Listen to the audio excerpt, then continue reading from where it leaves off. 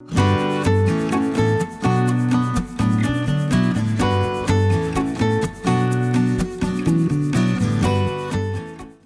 m'appelle Marie-Esther, je suis infirmière anesthésiste à l'hôpital Necker et je travaille dans différents services, que ce soit en préhospitalier au SAMU ou pendant l'hôpital plutôt sur le bloc opératoire, tout ce qui va être cardiologie, pédiatrique, etc.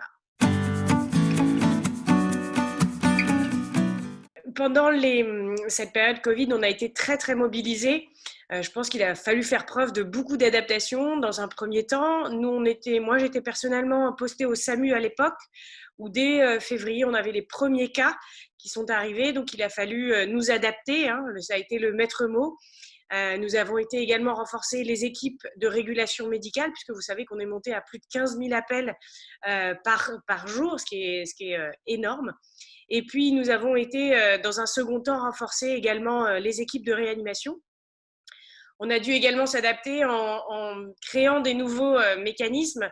On a créé des camions qui utilisent ce qu'on appelle faire du paramédical en primaire, c'est-à-dire que le camion est uniquement composé de personnel paramédical avec un ambulancier, une infirmière anesthésiste et un secouriste, ce qui nous permettait d'être un peu les yeux du régulateur.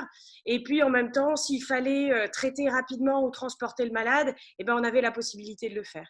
Et ça, c'était vraiment une innovation qui s'est créée dans la crise et qui a permis réellement d'adapter notre prise en charge, d'optimiser aussi le personnel qui était là, parce qu'on ne peut pas démultiplier le personnel, et ça nous a permis réellement d'être plus efficients dans la prise en charge.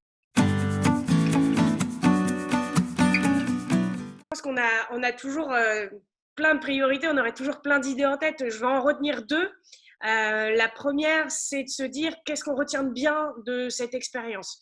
C'est sûr que ce qui fonctionnait bien fonctionne toujours mieux. Je vais prendre l'exemple du Coviat qu'on a innové quelque part pendant la crise. J'espère que ça va pouvoir continuer. L'idée, c'est de s'appuyer sur les bonnes pratiques qu'on a pu connaître et qu'on puisse adapter ça pour pérenniser le système afin qu'on puisse continuer à développer nos compétences sous protocole, bien évidemment, mais qui nous permettront toujours d'être plus efficaces pour le bien-être du patient.